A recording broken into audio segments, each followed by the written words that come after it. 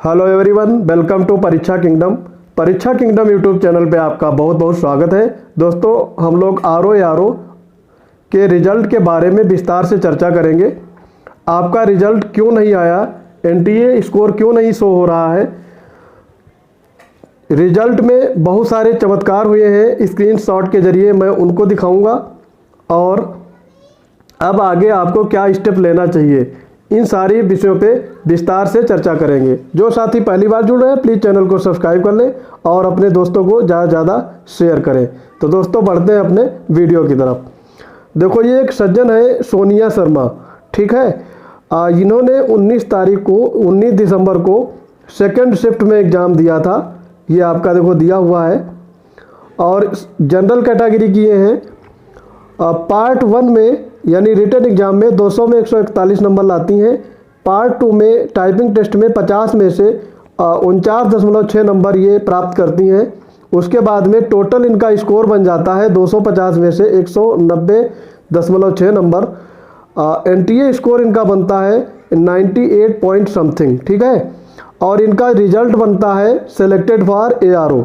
ये ARO में 190 number ला करके फीमेल हैं, जनरल कैटेगरी से सेलेक्ट हो जाती हैं, ठीक है।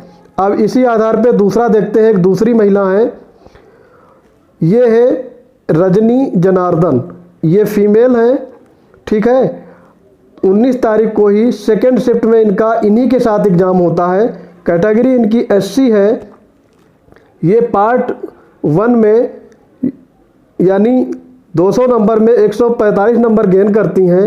पार्ट 2 में 50 नंबर में 48 नंबर आते हैं। 250 में 193 नंबर आते हैं। इनका एनटीए स्कोर नहीं बनाया जाता है और ये SC कैटेगरी लेकर के जनरल वाले से ज़्यादा नंबर लेकर के और यहाँ पे ये नॉट सिलेक्टेड फॉर ARO प्राप्त कर लेती हैं, ठीक है।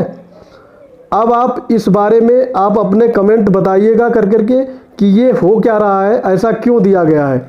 अब आगे देखते हैं चमत्कार कुछ। ये देखो दीपक कुमार है, इनके बारे में मैं पहले भी चर्चा कर चुका हूँ। इन्होंने 20 दिसंबर की फर्स्ट शिफ्ट में एग्ज़ाम दिया था। कैटेगरी इनकी OBC है और ये पहले पेपर में 200 में 192 नंबर लाते हैं।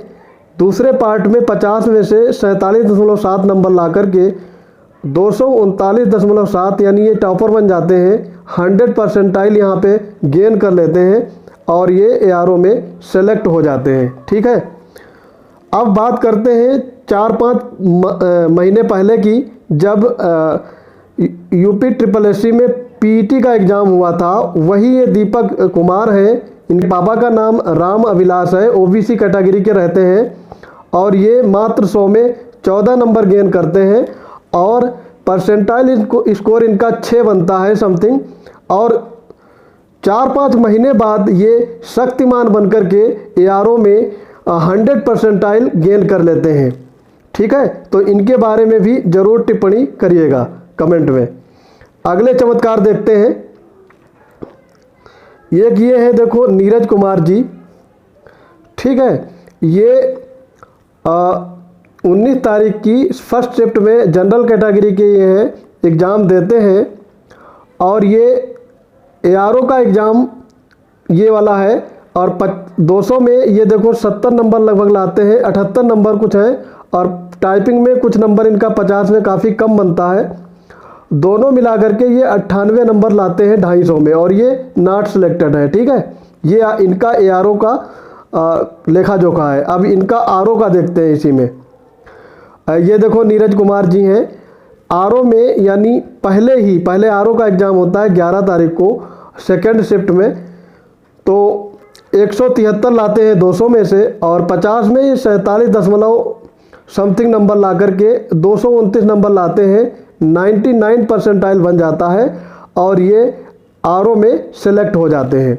लेकिन कुछ दिन बाद, ठीक है, कितने दिन बाद, लगभग 7-8 दिन बाद ये गजनी बन जाते हैं। फिर इनको कुछ याद नहीं रहता है और ये 250 में 100 भी नंबर नहीं ला पाते हैं, ठीक है। तो ये एक बहुत बड़ा चमत्कार है। इसके बाद आगे देखते हैं और चमत्कार।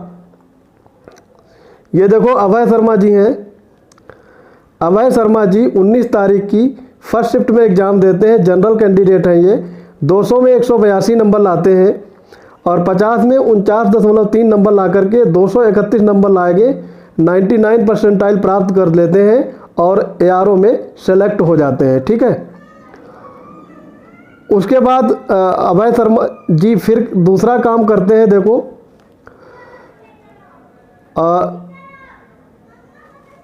एक सेकेंड, ये 11 तारीख को एग्ज़ाम होता है सेकेंड शिफ्ट में, जनरल कैंडिडेट हैं। ठीक है, और ये RO का एग्ज़ाम देते हैं, उसमें 200 में 84 नंबर लाते हैं और 50 में 28 नंबर ला करके 112 नंबर ला करके फेल हो जाते हैं, नहीं सिलेक्ट होते हैं RO में। ठीक है, लेकिन ये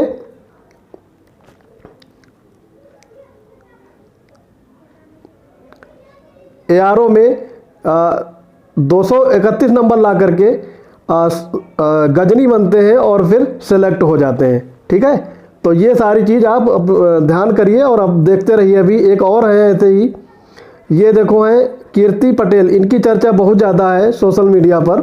ठीक है, ये क्या करती हैं, 11 तारीख को इनका पेपर रहता है सेकेंड शिफ्ट में, RO का पेपर, OBC कैंडिडेट ये हैं, 200 में 96 नंबर लाती हैं और टाइपिंग में 50 में 48.7 नंबर ला करके 250 में 144 नंबर गेन करती हैं और इनका जो NTA स्कोर बनता है वो 41 समथिंग बनता है और ये RO में फेल कर जाती हैं।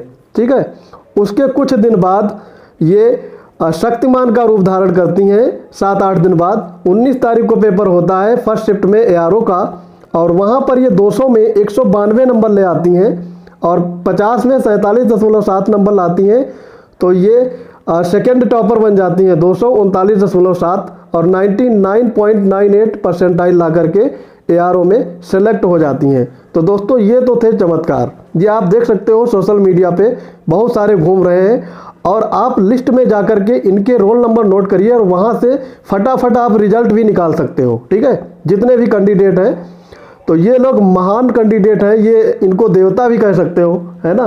पढ़ने लिखने वाले नहीं है, ये एक दैवीय रूप से आए हुए हैं कैंडिडेट। तो दोस्तों अब आपको आगे क्या करना है, अपने आगे आने वाले एग्ज़ाम की तैयारी करनी है, उस पर फोकस करना है। ठीक है, जो हुआ वो जैसा भी हुआ आपके साथ उसको भूल जाइए, अगले एग्ज़ाम को मत ख़राब करिए।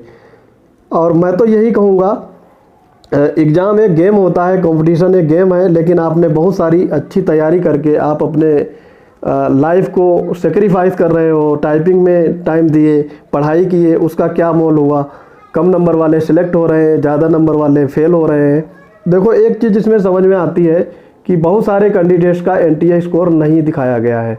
इसका सबसे बड़ा एक कारण ये है कि जिन लोगों का ऑटो सबमिट हुआ है शायद उनका NTA स्कोर नहीं शो हो रहा है या उनमें गड़बड़ी हुई है, लेकिन जिन्होंने खुद सबमिट किया है उनके स्कोर देखने को मिल रहे हैं। ये आप ही लोग कमेंट में बताए हैं, मुझे इस बारे में कोई मैनुअली जानकारी नहीं है, क्योंकि ये आप लोग बताए हैं तो उस आधार पे कई लोगों के कमेंट मैंने देखा है।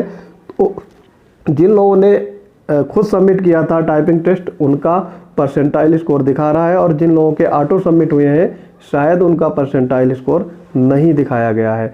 अब बहुत सारे लोग बात करते हैं परसेंटाइल स्कोर आया है तो वो फेल क्यों है, तो सारे परसेंटाइल स्कोर वाले पास भी नहीं है, क्योंकि एक कट ऑफ भी बना होगा, तो उस कट ऑफ को अगर क्रैक नहीं कर पाए, उसको पार नहीं कर पाए, तो आप कैसे पास हो जाओगे। तो सारे NTA स्कोर वाले फेल भी नहीं है, सारे NTA स्कोर वाले पास भी नहीं है। तो कट ऑफ पे निर्धारित होगा कितने परसेंटाइल पे NTA स्कोर पे पास हुए हैं। ठीक है, तो दोस्तों और कोई बाकी जानकारी अगर जाननी है तो आप कमेंट में भर दीजिए, कमेंट बॉक्स में अपने कमेंट करिए, फिर मैं उस पर अगले वीडियो में चर्चा करूंगा। तो दोस्तों पढ़ते रहिए, अपने नए एग्ज़ाम की नई ऊर्जा के साथ तैयारी करिए। मिलते हैं अपने अगले अपडेट के साथ, तब तक के लिए जय हिंद।